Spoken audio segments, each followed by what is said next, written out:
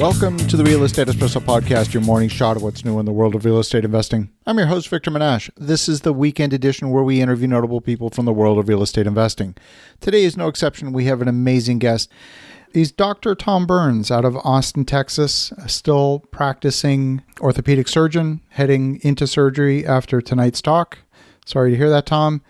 And we're just really glad to have you with us. He's the co-founder and one of the partners in a venture called Presario Ventures out of Austin, Texas, specializing in new construction apartments.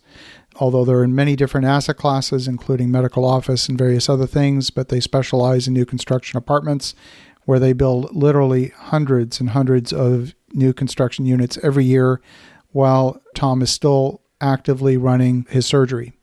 So with that, great to have you here, Tom. Thanks, Victor. I appreciate it. And Victor as well, a dear friend, but you weren't very nice to me making me follow Russell Gray, so I understand why that was 87% exciting. So what a great person to have, and a deep thinker and a real organized thinker. Yeah, he sure is. Glad to be here. So Tom, maybe the place to start, why don't you give us a little bit of your origin story as it relates to real estate? I think there was a little purple book at the beginning of it somewhere. Yep. Pretty inauspicious beginning. As Victor mentioned, I'm a surgeon by trade. So I started in the medical world. I actually started as an athlete, but wasn't going to get paid for it. So I went into medicine. Had no financial training. In my medical training, I started noticing people that I was supposed to emulate, that do what I do, and they were complaining. And I thought they were making tons of money. They were complaining about control and things like that, and they were just basically working for their money. I felt that there probably ought to be something that wasn't correlated to medicine. I thought it would be prudent to have some income outside of medicine. That's where I fell on real estate. I looked at a number of things, but real estate fit the schedule of a busy surgeon. I could do it part-time. I could do it on weekends with partners or not. So, and it was slow enough moving that I could learn as I moved along. So that's really how I started, with zero training. So if anybody out there's never done anything before, you can start and you can do well and probably do it faster than somebody like me. So I just started learning about real estate. Started going to seminars, started reading books, and basically was moving along in my medical career with kind of this burning the candle at both ends. Somewhere in that process, in about 1997, I had sort of been on the path already and had picked up a little bit of real estate and ran across a purple book. It kind of has its own story. But I did read Robert Kiyosaki's book. That really cemented and crystallized what I was doing, at least in my mind. Kind of cemented the term passive income to me. I knew I wanted stuff I didn't have to work for or have to do surgery or see patients for. And so that's where I kind of learned the word passive income. Became friends with Robert, and we've been friends for the last 22 years or so, and read every book he brings out. And then it's, he's a consummate teacher. But kind of as I learned, I started small. I started with, like the statistics you showed at the beginning. My first product was a single 2-bedroom, 1-bath condo. Still own it today. Just got the check today. I was looking at it to see if I'd had any issues. So I learned that market. Bought some crummy little house in North Austin one time, but the reason I bought it's because it had a cell phone tower on it, and that was constant income. It was wired to my account every month, and it was enough to cover everything. So the houses were extra. It was not a pretty property. So I, started small. I became really, really educated in the student world, particularly at the University of Texas. And I got to a point where I could buy something over the phone. I knew it was a deal. And that went on for a while until it got more discovered. And, as you're in the market doing things and learning things, people sort of know you're there. They come to you, they bring deals to you. They want to do things together. That started happening. And as I got to where I wanted to learn more, I was reading and I was doing stuff. You can take seminars, you can read books, but you really learn the most when you're out there doing it on your own and making mistakes. And I made tons. I made zillions of mistakes. And so I went up to a guy and said, look, he was a friend of mine. He was a developer. I said, I like what you do. Will you teach me? And he said, yes. And so I worked for him for 2 years. As an orthopedic surgeon, I did land deals and build-to-suits with my friend for free. But that morphed into a good-sized medical office project. He's still a friend. We're still partners. We still own the project. At one point, right around the turn of the millennium, around in 2001, I was at one of Robert Kiyosaki's, one of his seminars. And he got me up to speak. And he said, and basically the reason he got me up was because he wanted to say, look, even doctors can do this. Because, doctors, they know everything, right? And so he was trying to show that even doctors, if they kind of listen and stow their ego a little bit, can learn some stuff. Well, and he's railing against doctors. In fact, if you play the cash flow game, if you're the doctor, you say, oh, shoot, I didn't want to get that card because I'm gonna lose now. Absolutely. Yeah. All the do that. Yeah, exactly. And that was the point of why he brought me up, was say, like Tom sort of broke the mold. He's a doctor and even he can do it. So if he can do it, anybody can. This kind of was his point.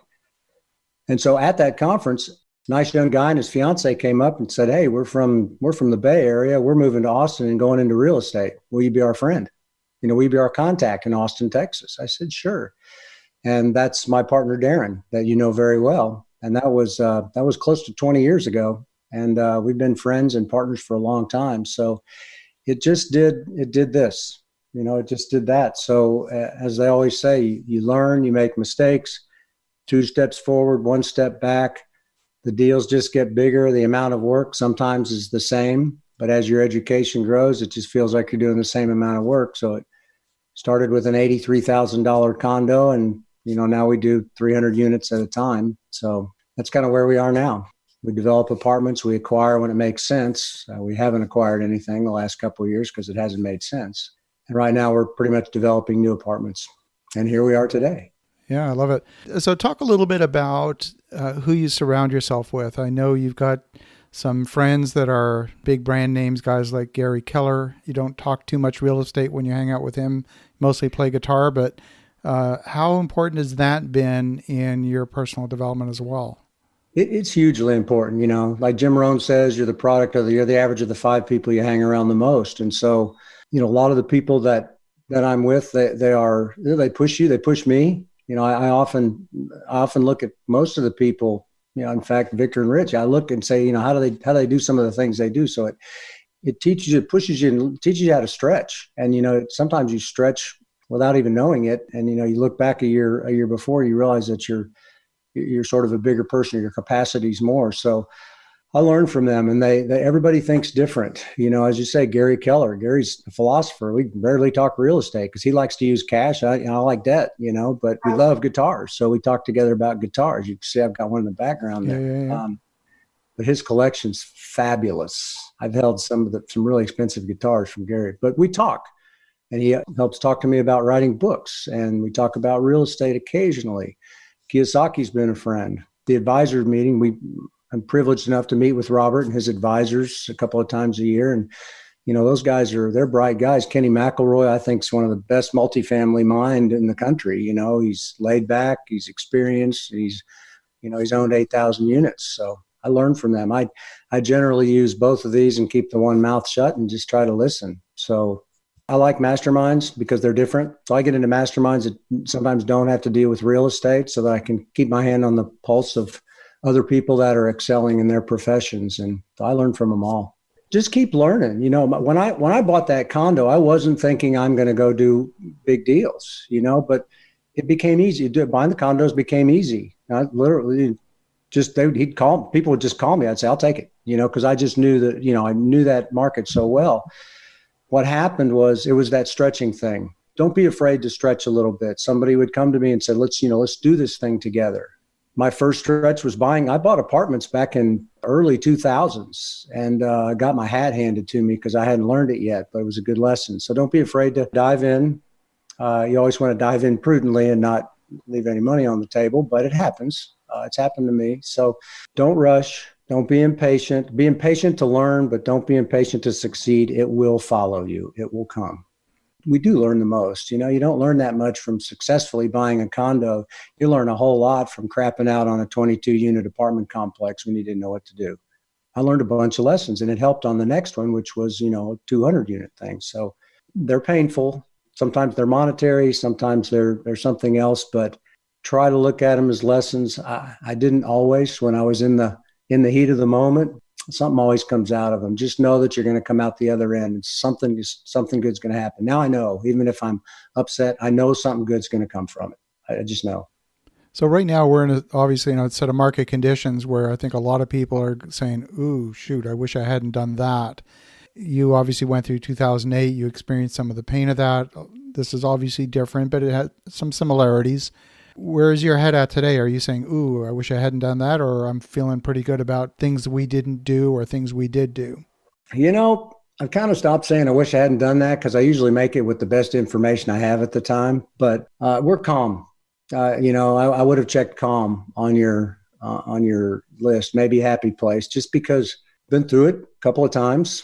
Got crushed in 2001, did some better stuff in 2008, still made mistakes. Doing okay now. It's just because I haven't found out what I forgot to do or what mistakes I made during this one. I promise you, catch me in a year, I'll tell you what mistakes I made and what I overlooked. But you just have to keep going through them. So we are calm.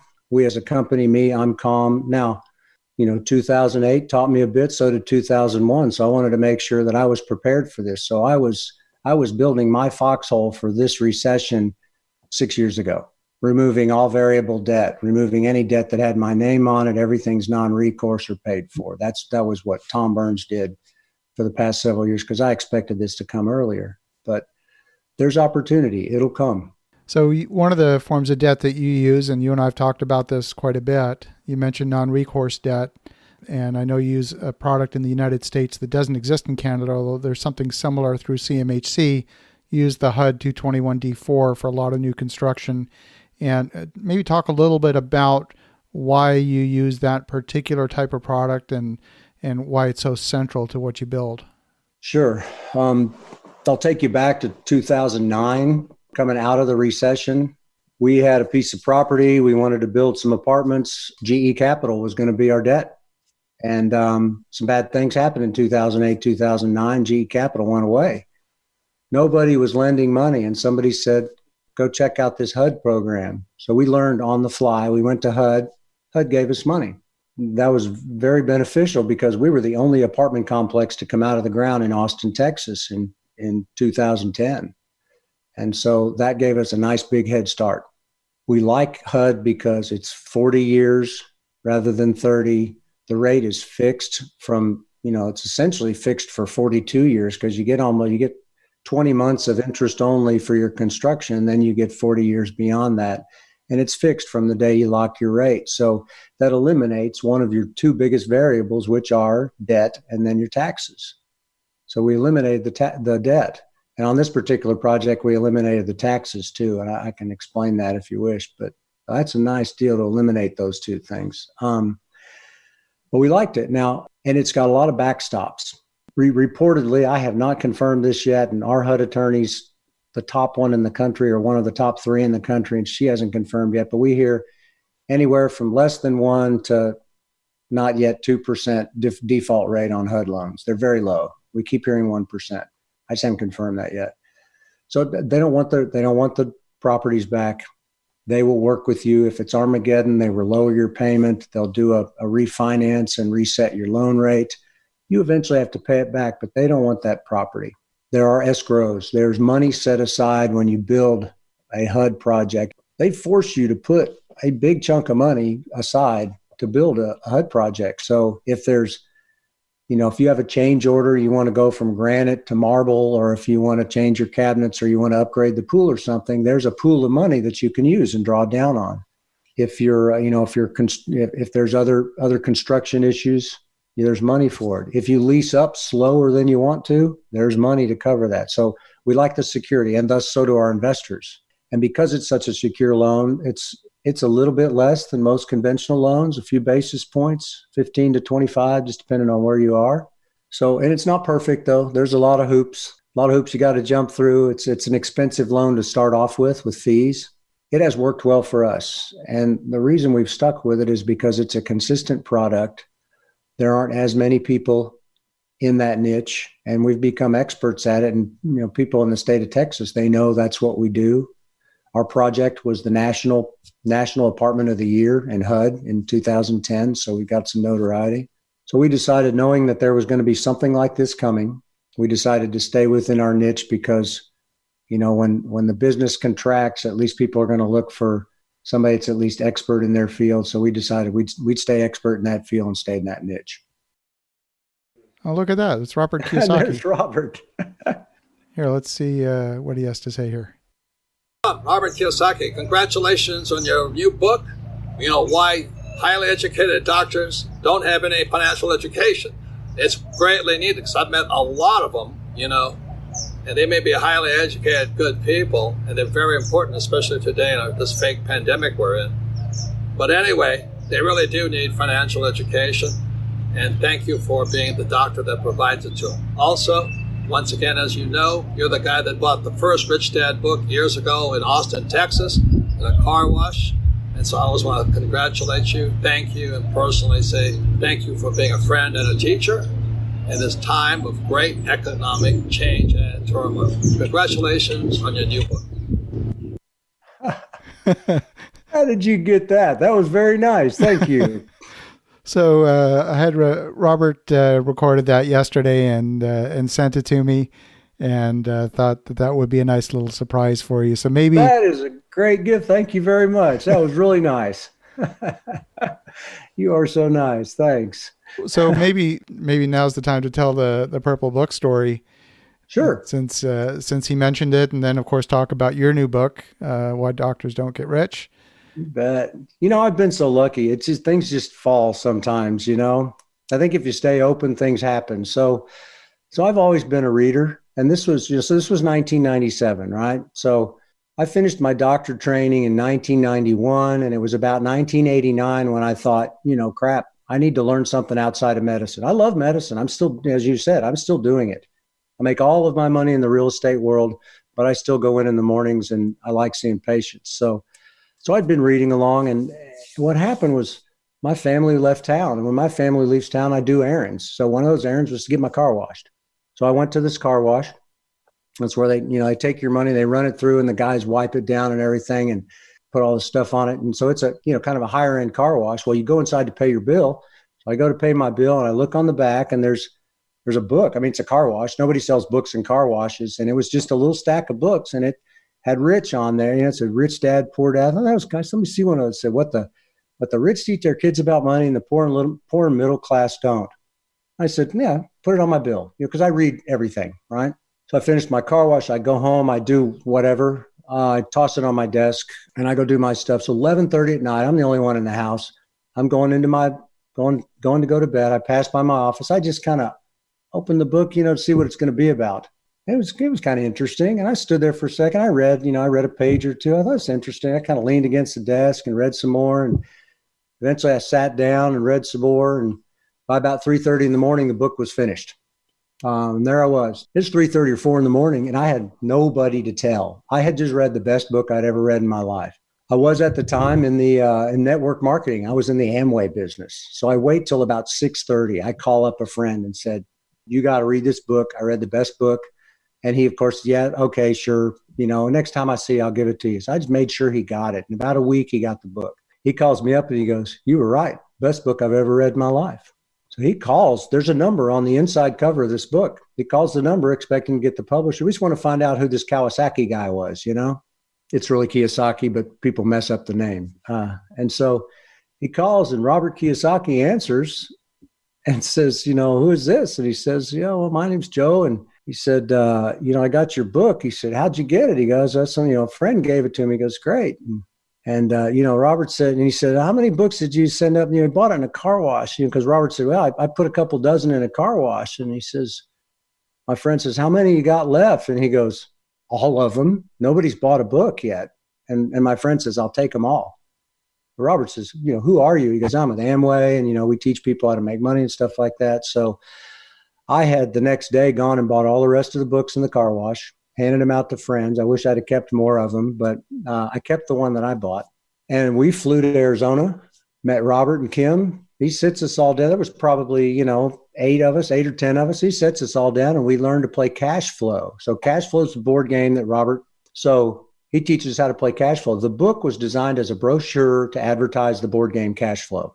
We played, we won, my wife won. So I've got in my closet, I've got the game that Robert gave her that day for winning. And so we spent a day there, and we go to Robert's house, and he starts hauling books out of his trunk. And I said, dude, I don't want to take all your books. He goes, nobody's going to buy them anyway. Go ahead. And so I took more of his books, handed them out to friends. My friend in Amway was sort of high up. He starts getting Robert inserted into Amway, and eventually Robert's talking to 50,000 people or 20,000, however many are in those big auditoriums, gets on Amway, it gets into their system, a bunch of books get bought. And then as Robert tells the story, then one day Oprah calls, and he said the day after he was on Oprah, he became famous. So that's kind of the story, 41 million books later. And side story, I kept that book, and I saw Robert one day, and I'm talking, and I said, do you ever keep any of those books? He goes, no. I said, I got that book. I got the first one. He goes, you got it? I said, yeah. I said, you want it? He said, you'd give it to me? I said, well, sure. It's your book.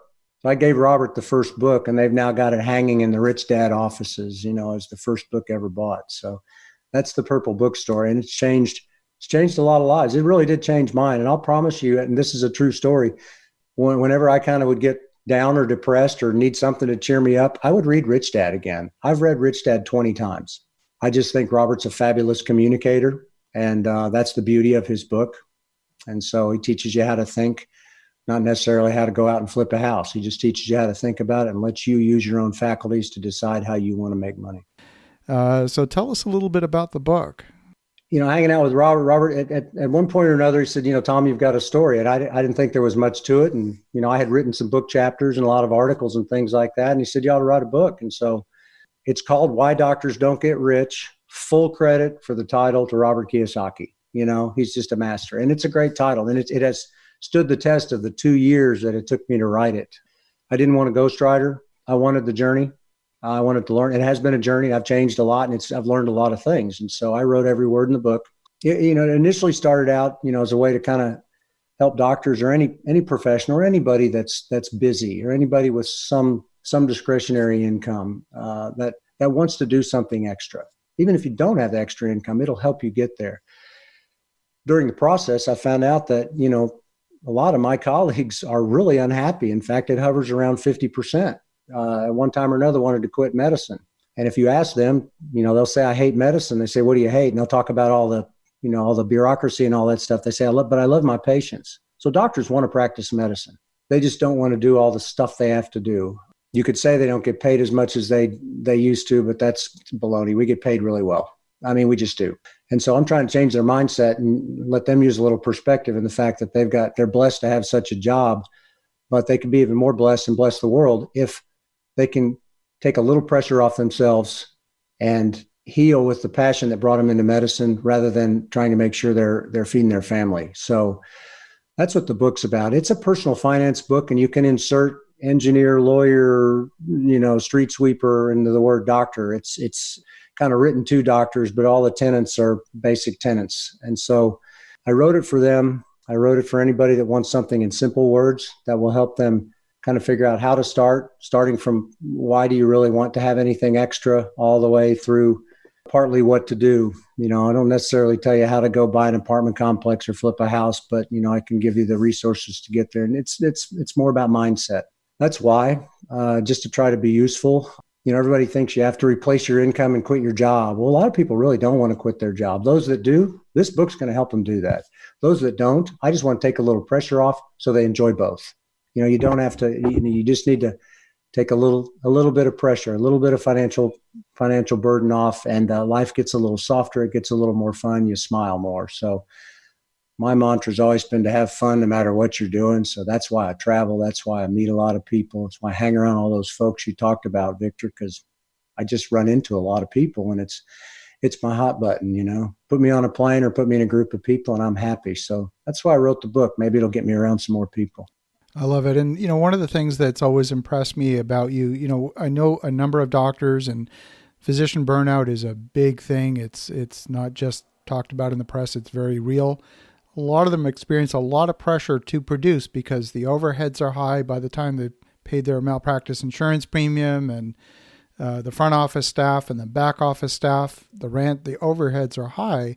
So there's a lot of pressure to produce. You're feeding a lot of families. A single doctor is feeding upwards of a dozen families at times. Right.